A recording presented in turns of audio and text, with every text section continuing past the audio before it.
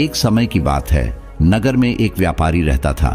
अपने और अपने परिवार के भरण पोषण के लिए वह नमक का व्यापार करता था। उसके परिवार में पत्नी और 2 पुत्र थे। व्यापारी के दोनों पुत्रों का स्वभाव बिल्कुल अलग था। जहां एक और बड़ा पुत्र बहुत ही संकोची और शर्मीले स्वभाव का था, उसे किसी से बात करने में भी शर्म आती थी, वही उसका छोटा पुत्र बहिर्मुखी स्वभाव वाला व्यक्ति था। वह किसी से भी अपनी बात कहने में कभी संकोच नहीं रखता था। लोग अक्सर बड़े पुत्र को भोला और बेवकूफ समझते थे। कई बार लोग उसके भोलेपन का फायदा भी उठा लेते थे और वह पलटकर कभी किसी को कुछ नहीं कहता था। व्यापारी अपने पुत्र के इस स्वभाव के कारण बहुत अधिक नाराज होता था।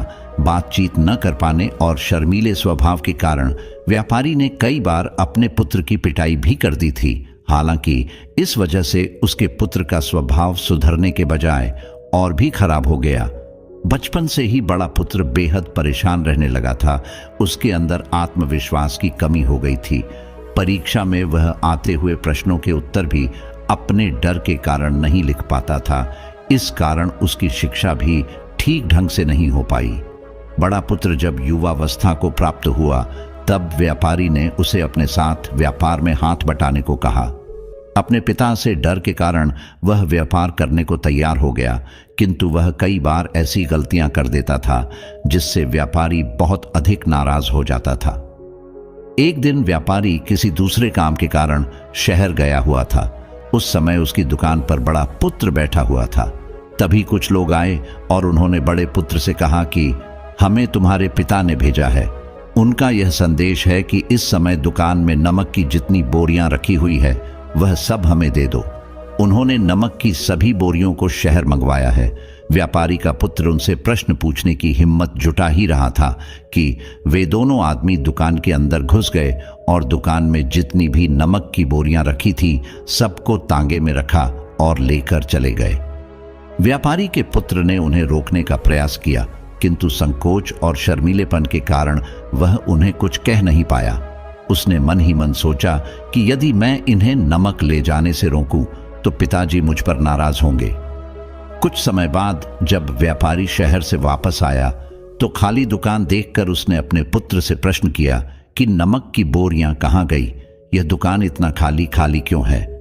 तब बड़े पुत्र ने धीमे स्वर में कहा कि कुछ लोग दुकान पर आए थे और उन्होंने मुझसे कहा कि आपने नमक की बोरियों को शहर मंगवाया है, और दुकान में से सारी बोरियों को निकाल कर लेकर चले गए।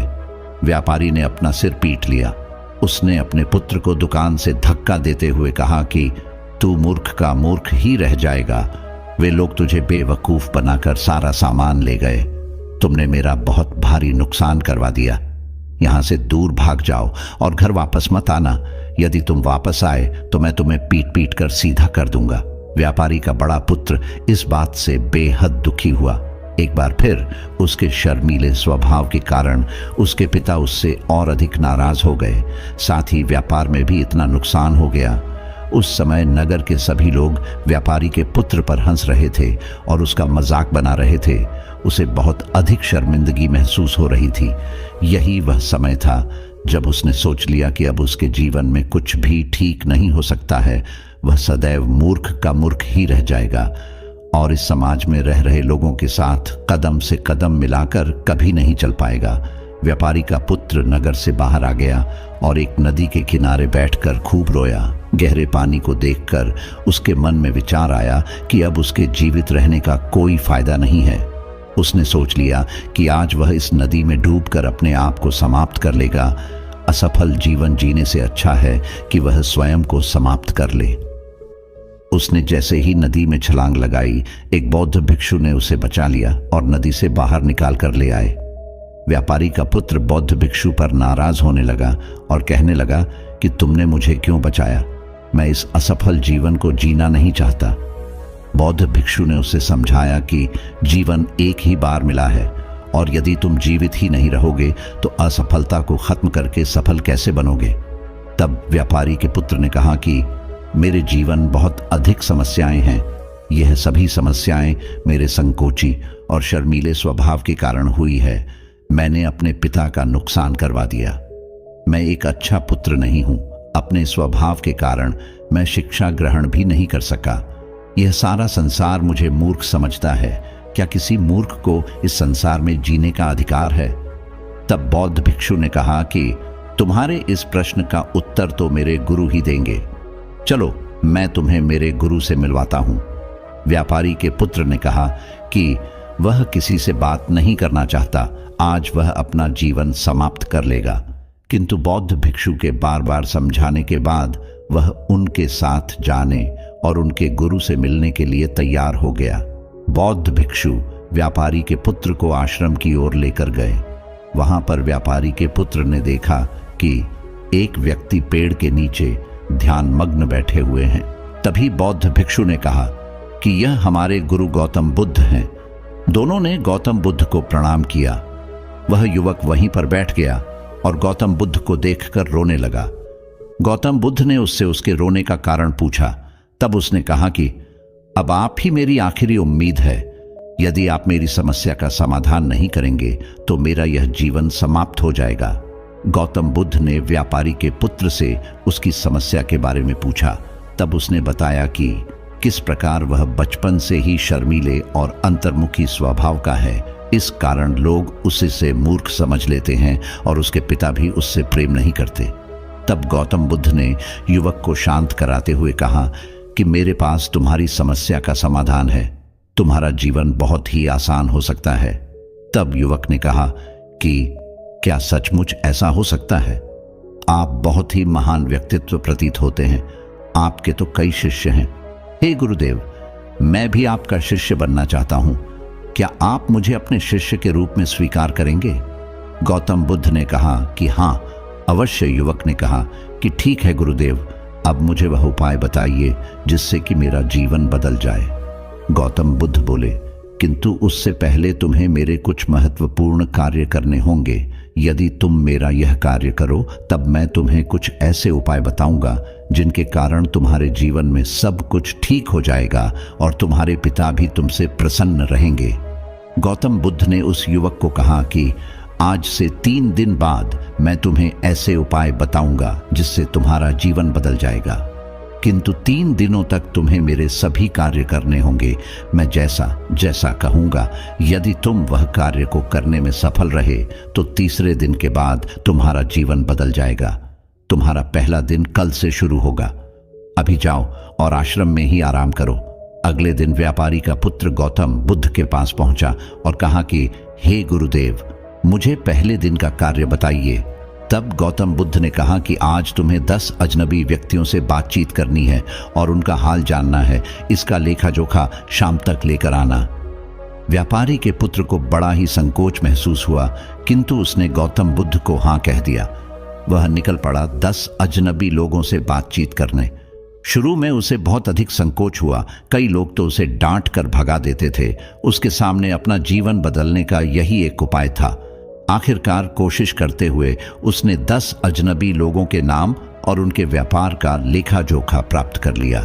शाम को जब वह गौतम बुद्ध के पास पहुंचा तो प्रसन्नता के साथ उसने गौतम बुद्ध को बताया कि आज का कार्य उसने सही ढंग से पूरा कर लिया है। कुछ लोग तो उसके मित्र भी बन गए हैं। दूसरे दिन फिर वह युवक गौतम बुद्ध के पास पहुंचा।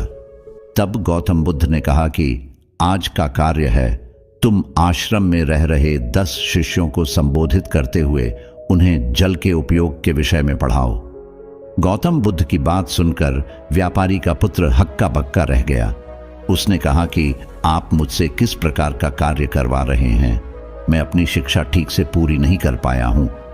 मैं यह कार्य नहीं कर पाऊंगा।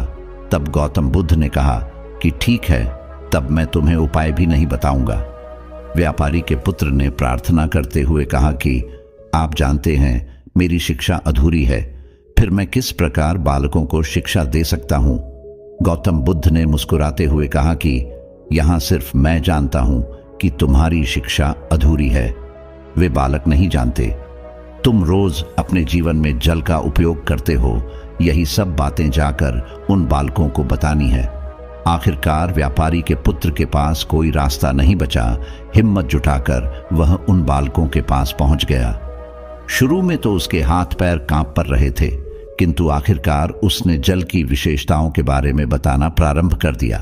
उसने बालकों को जल की 5 विशेषताएं बताइए और जल्दी से वहां से भाग आया। गौतम बुद्ध के पास आकर उसने कहा कि बहुत अधिक डर लग रहा था, किंतु मैंने बालकों को जल की 5 विशेषताएं बता दी हैं। गौतम बुद्ध ने कहा कि जो एक बार फिर कोशिश करके आओ। व्यापारी का पुत्र ने एक बार फिर हिम्मत जुटाई और बालकों को जल के विषय में पढ़ाना शुरू किया। इस बार व्यापारी के पुत्र को बिल्कुल डर नहीं लग रहा था, पूरे आत्मविश्वास के साथ बालकों को शिक्षा दी। तब गौतम बुद्ध ने युवक की प्रशंसा करते हुए कहा कि तुम अवश्य ही साहसी हो। गौतम बुद्ध से शाबाशी सुनकर वह युवक बहुत अधिक प्रसन्न हुआ। युवक तीसरे दिन जब गौतम बुद्ध के पास आया तो गौतम बुद्ध ने उससे कहा कि आज का कार्य तुम्हें थोड़ा अजीब लग सकता है, किंतु आज तुम्हें अपने पिता से मिलने जाना है। गौतम बुद्ध की यह बात सुनकर वह युवक बहुत अधिक डर गया। उसने कहा कि नहीं नहीं, मैं अपने पिता के सामने नहीं जाऊंगा। गौतम बुद्ध ने कहा कि ठीक है, तब मैं तुम्हें उपाय भी नहीं बताऊंगा।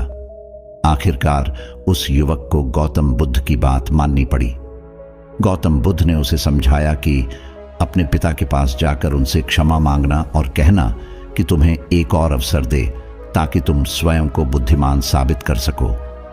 उसे युवक ने बड़ी हिम्मत के साथ अपने पिता का सामना किया और उनसे क्षमा मांगी।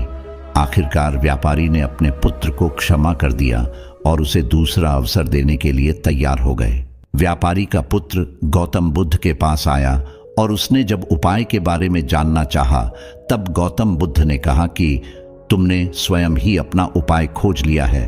तुम किसी से बात नहीं कर पाते थे, शर्मीले थे, सब कुछ तुम्हारे मन में बैठा हुआ डर था। हम कितने आत्मविश्वासी हैं, कितने शर्मीले हैं और हमारे अंदर कितना डर है, यह सिर्फ हमें पता होता है।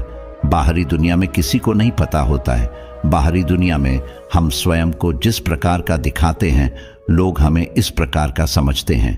अगर तुम आत्मविश्वासी नहीं हो तो भी अनजान व्यक्तियों के सामने यदि आत्मविश्वासी होने का अभिनय करो तो किसी को पता ही नहीं चलेगा कि तुम कौन हो। वह युवक समझ चुका था कि गौतम बुद्ध उसे क्या बताना चाह रहे हैं।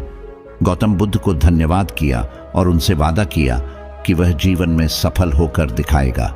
दोस्तों, यह वीडियो पसंद आई हो तो इसे लाइक जरूर करें और चैनल को सब्सक्राइब करना ना भूलें।